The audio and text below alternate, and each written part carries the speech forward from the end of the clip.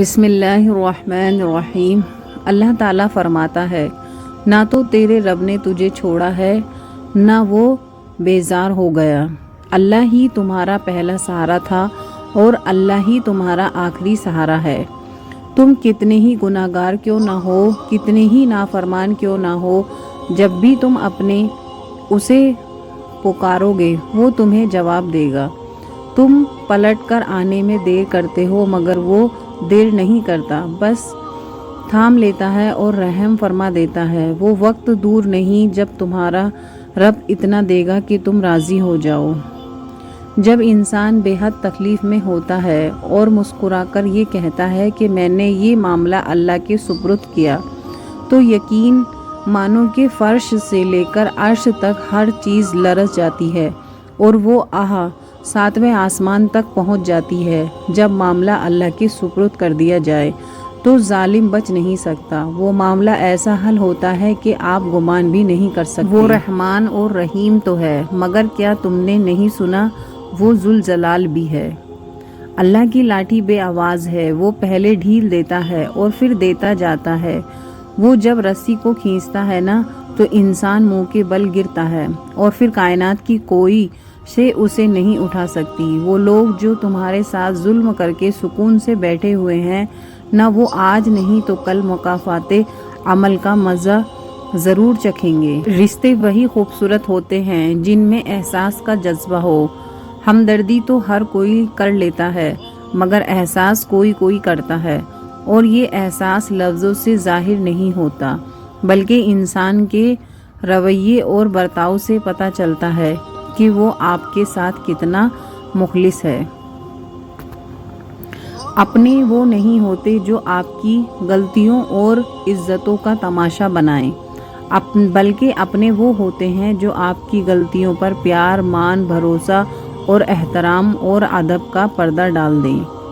مکافات دنیا مکافات عمل ہے، کسی کا بھی صبر ضائع نہیں جاتا۔ یقین رکھیں اللہ نے صرف اس دن میں بلکہ آخرت میں بھی آپ کے ساتھ کی گئی ایک ایک اذیت کا بدلہ لے کر رہے گا، اور بے شک وہ بہترین بدلہ لینے والا ہے۔ آمین۔ جو رشتے دار اچانک آپ کے دشمن بن جاتے ہیں، دراصل وہ شروع سے ہی آپ سے نفرت کرتے ہیں، لیکن وہ اداکاری اور منافقت میں مہارت رکھتے ہیں۔ صبر کریں، اگر آزمانے والا اللہ ہے تو آزمائشوں سے نکالنے والا بھی تمہارا اللہ ہے۔ وقت کا جواب ہمارے جواب سے ہمیشہ بہتر ہوتا ہے، اور وقت صرف اس وقت جواب دیتا ہے جب ہم کسی کی زیادتی کا جواب دینے کے بجائے صبر سے کام لیتے ہیں۔ قدرت کا ایک بہت انوکھا اصول ہے کہ جب آپ کسی کی جڑیں کاٹتے ہیں تو آپ کے اپنے درخت پہ پھل لگنا بند ہو جاتے ہیں۔ کوشش کریں کہ لوگوں کی روح کو زخمی نہ کریں، کیونکہ جسم کے زخم کی ہزاروں دوائیاں، ہزاروں طبیب مل جاتے ہیں مگر روح کے طبیب بازار سے نہیں ملتے۔ حقوق العباد کا خاص خیال رکھیں۔ کوئی غروب ہمیشہ کے لیے نہیں ہوتا اور کوئی طلوع کبھی ہمیشہ کے لیے نہیں ہوتا۔ بہترین ہے وہ لوگ جو زندگی کے عروج الجوال میں اپنے رب العزت کی رضا پر شکر گزار رہتے ہیں۔ ہر صبح کا آغاز تلاوت قرآن پاک اور فجر پڑھ کر کیا کرو، اللہ دن میں برکت دے گا اور انشاءاللہ۔ زندگی بہت عجیب ہے، ہم کسی بھی چیز کے بغیر آتے ہیں، پھر ہم ہر چیز کے لیے لڑتے ہیں، پھر ہم ہر چیز چھوڑ کر بغیر کسی چیز کے رخصت ہو جاتے ہیں۔ جو چراغ صرف اپنے لیے جلتا ہے وہ آگ کے سوا کچھ بھی نہیں، اور جو چراغ دوسروں کے لیے جلتا ہے وہ روشنی ہے اور نور ہے اور شعور کا ظہور ہے۔ زندگی میں دوسروں کے لیے آسانیاں پیدا کریں، اللہ پاک آپ کو ہر مشکل سے نکال دے گا۔ یہ دل ہی تو ہے جو بغیر روح کے سالوں سال کام کرتا ہے، اسے سکون دیں، چاہے یہ آپ کا ہو یا آپ کے اپنوں کا۔ دعا نصیب سے نہیں بلکہ نصیب دعاؤں سے ملتا ہے، اور کائنات کے سارے معجزے دعاؤں سے ہی ہوتے ہیں۔ جو لوگ کہتے ہیں کہ نیکی کا زمانہ نہیں رہا، دراصل وہ انسانوں سے نیکی کا صلح چاہتے ہیں، اور جو لوگ اللہ کی رضا کے لیے بے لوث ہو کر نیکی کرتے ہیں، ان کے لیے ہر زمانہ نیکی کا زمانہ ہے۔ برائی کا جواب بھی اچھائی سے دیں یا پھر خاموش رہیں، تاکہ آپ کے اندر کی خوبصورتی برقرار رہے۔ الفاظ استعمال کرتے وقت ایسے ہی احتیاط کریں جیسا مچھلی کھاتے وقت کانٹوں سے کرتے ہیں، کیونکہ یہ سچ ہے، کانٹے تو صرف جسم کو تکلیف دیتے ہیں لیکن الفاظ دل کو چیر دیتے ہیں۔ حضرت حلیمہ رضی اللہ عنہا فرماتی ہیں، میں نے گھر میں کبھی چراغ نہیں جلایا۔ کسی نے پوچھا کیا وجہ ہے؟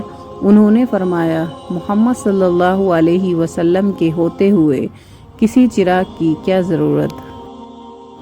دنیا کے ہر شخص سے مقابلہ کرو، مگر جب مقابلہ استاد یا والدین سے ہو تو پیچھے ہٹ جاؤ، کیونکہ ہار تمہارا مقدر ہوگا، یہی قانون فطرت ہے۔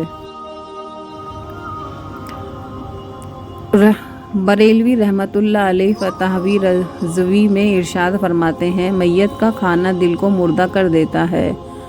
تیسرے اور دوسرے اور چوتھے یعنی سوم، دوم اور چہارم وغیرہ کا کھانا مسکین کو دیا جائے۔ برادری کو تقسیم یا برادری کے جمع کر کے کھلانا بے معنی ہے۔ موت میں دعوت ناجائز ہے۔ فتح القادری وغیرہ میں ہے وہ بڑی بدعت ہے، کیونکہ دعوت کو شریعت نے خوشی میں رکھا ہے، غمی میں نہیں۔ رسول اللہ صلی اللہ علیہ وسلم نے ارشاد فرمایا، آنکھوں کا زنا نامحرم کی طرف دیکھنا ہے، کانوں کا زنا نامحرم عورت سے شہوت انگیز باتیں سننا ہے، اور زبان کا زنا نامحرم عورت سے شہوت انگیز باتیں کرنا ہے، اور ہاتھوں کا زنا نامحرم عورت کو برائے ارادے سے چھونا منع ہے، اور پاؤں کا زنا بدکاری کی طرف جانا ہے، اور دل خواہش اور آرزو کرتا ہے، اور شرمگاہ اس کی تصدیق یا تکذیب کرتی ہے۔ اللہ ہماری حفاظت فرمائے، آمین۔ مرد کی محبت کی نشانی۔ مرد جس عورت کو دل میں رکھتا ہے اس پر دنیا کی نگاہ پڑنا گوارا نہیں کرتا، مگر جس کو دنیا سے نہیں چھپاتا اسے کبھی دل میں نہیں اتارتا، اور یہی ایک کلیہ عورت کو سمجھ نہیں آتی۔